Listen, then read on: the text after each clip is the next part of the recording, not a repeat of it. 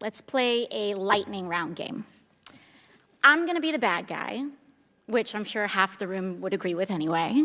And I want to get away with as much bad things as possible, ideally to enrich myself and advance my interest, even if that means putting my interests ahead of the American people. So, Mrs. Hobart Flynn. Oh, and by the way, I have enlisted all of you as my co-conspirators. So you're going to help me legally get away with all of this. So, Mrs. Hobart Flynn, I want to run.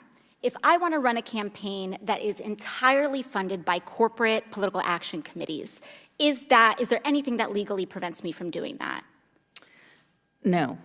Okay, so there's nothing stopping me from being entirely funded by corporate PACs, say from the fossil fuel industry, the healthcare industry, big pharma. I'm entirely 100% lobbyist PAC funded.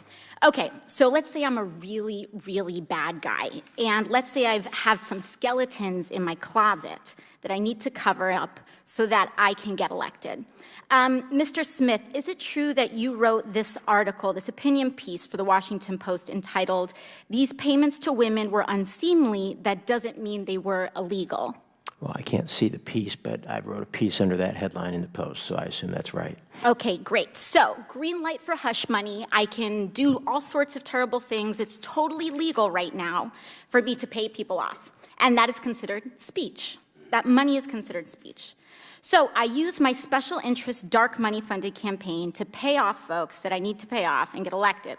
So now I'm elected, now I'm in, I've got the power to draft, lobby, and shape the laws that govern the United States of America.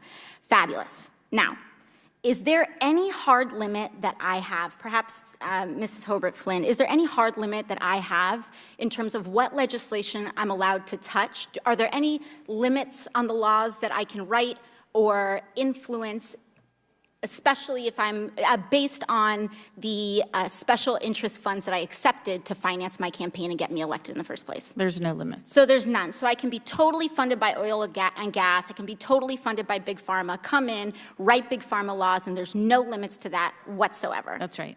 Okay, so awesome. Now, Mr. Mirabani, the last thing I want to do is get rich with as little work possible. That's really what I'm trying to do as the bad guy, right?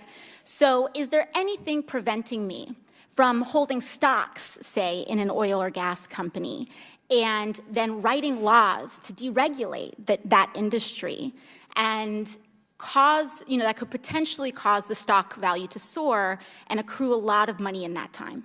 You could do that. So I could do that. I could do that now with the way our current laws are set up. Yes? Yes. Okay, great. Okay, so my last question is, or one of my last questions, I guess I'd say, is it possible that any elements of this story apply to our current government and our current public servants right now? Yes. Yes. So we have a system that is fundamentally broken. We have these influences existing in this body, which means that these influences are here in this committee shaping the questions that are being asked of you all right now. Would you say that that's correct, Yes. Mr. Mirabani or Mr. Schaub? Yes. All right, so one last thing, Mr. Schaub. In relation to congressional oversight that we have, the limits that are placed on me as a congresswoman, compared to the executive branch and compared to, say, the President of the United States, would you say that Congress has the same sort of standard of accountability? Is there more teeth in that regulation in Congress on the president, or would you say it's about even, or more so on the federal? In terms of laws that apply to the president, yeah, there's just almost no laws at all that apply to the president. So I'm being held, and every person in this body is being held to a higher ethical standard than the President of the United States. That's right, because there are some ethics committee rules that apply to you. And it's already super legal, as we've seen, for me to be a pretty bad guy. So it's even easier for the President of the United States to be one, I would assume. That's right. Thank you very much.